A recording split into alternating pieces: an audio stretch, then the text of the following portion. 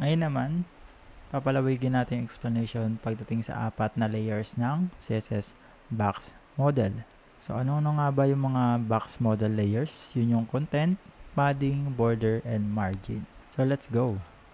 So, recall lang tayo, si content, the area where your text, images, or other elements are displayed. Pagdating kay content, it could contain text, images, or another element inside your element. Meaning, you can set as parent your current element and put inside child elements. So, ano na nga ba yung mga CSS properties na commonly makikita or ma-apply mo sa content? Nandyan si width, nandyan si height, nandyan si line height. So, let's take a look at our example. Ayan, so ito yung example natin sa previous video. Ngayon, buburahin muna natin siya for now or comment na lang natin.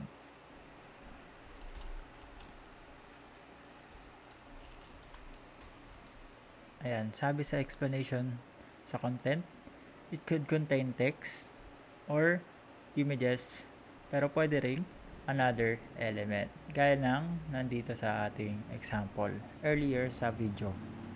Okay. So ngayon, gagawin natin is we have to modify this one. Pero just to make sure, let's refresh the HTML. Ayan. Then div. Sabi, pwede mong ilagay yung color niya. Background color is should be gray, and then ang color can be white. Refresh. Ayan. Try naman natin yung width. 100 px ang height, 10 px. Refresh. Okay, so nag-apply naman. Ngayon, try natin yung line height.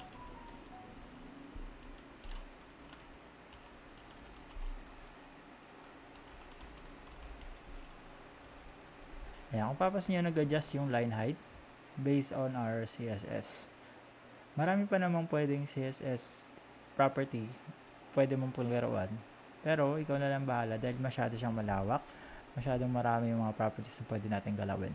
It's your own discretion kung paano mo pa ito papalawigan on your knowledge. Okay? But for now, iwan muna natin to. So let's move on to our topic. Padding. So yung padding, the space between the content and the border. Also, another characteristics of padding. Yung padding, pwede siyang ma-fill up ng background color. Ibig sabihin, bukod sa pinapalawak niya or na-expand niya yung size ng iyong element, at the same time, nag-fills din yung background color based on your content. So, paano nga ba yun? So, let's say dito sa ating example, lagay tayo ng padding 30px. Ayan. Kung papansin nyo, nagkaroon ng space. At the same time, nasama yung padding doon sa background color natin na gray. So, yun yung isang characteristics ng padding. And then, another thing,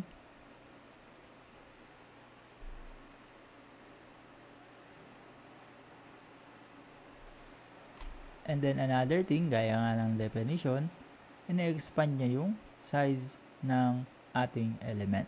Bukod pa yan sa width and sa height. So, bakit nga ba yung padding ay merong background color na gray or bakit siya nasasama? Dahil nga, gaya na nabanggit natin sa previous example, padding is a transparent property of an element. Okay? Kaya, na-absorb niya rin yung background color sa likod niya or yung naset ng developer sa content. Okay? So, let's move on. Border, this line surrounding the padding or content if no padding is specified. So, nabanggit dito, or content if no padding is specified. Dahil yung border is a line that surrounds the element. So, kapag hindi naka-specify yung padding mo, syempre, ang isa-surround ng line is yung next one sa ating layer, which is yung content. Pwede mo kasing iset na 0 yung padding. At the same time, pwede mo rin siyang i-expand depende sa specifications ng iyong element. So, let's try. Ayan. So, dito, lagyan natin ng padding border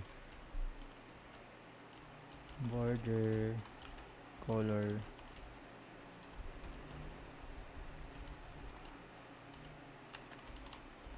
1px solid black.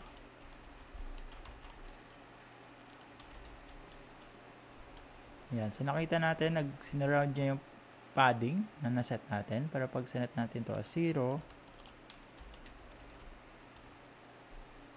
so, ang pinapalibutan niya na ay yung ating content dahil walang padding na nakaset or naging 0 yung padding.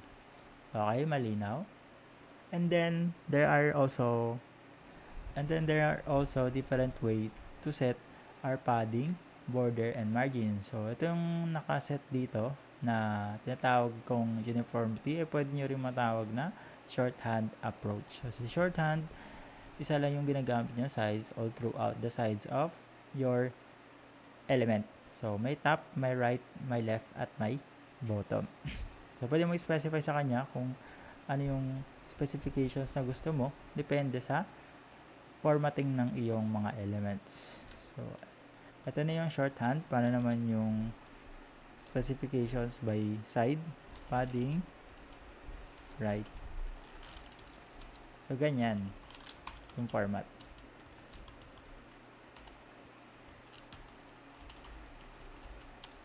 Save.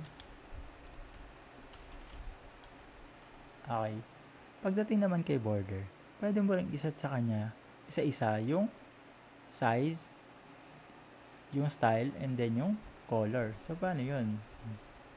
Dito, lalagay natin yung border size, border length ba?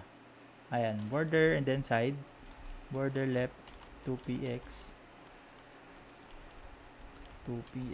and then pag style, border style.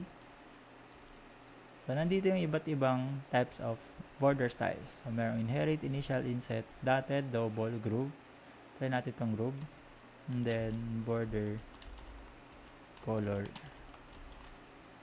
green. May iba lang. Save. And then, refresh. Ayan. So, kung nakikita nyo, medyo hindi lang visible yung style na groove. Pero, nag-take effect yan dahil maliit yung ating length and then yung padding. So, yun yung explanation and then further explanation sa border. So, let's move on.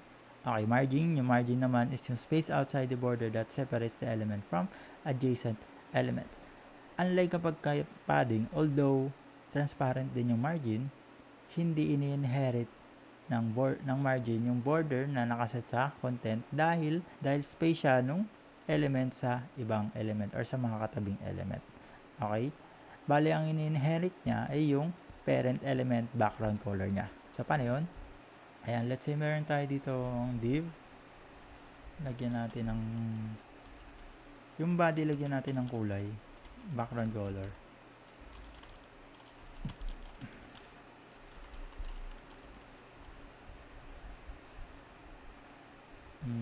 Aqua. Ganyan. Tapos, lagyan natin ito ng margin. 10px.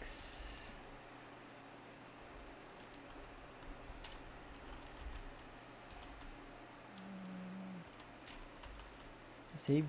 Ayan. Kung napapansin nyo, hindi niya in-inherit yung background color ng padding. Pero, balik natin yung padding para halata sa ating changes. Ayan. Naging green, di ba?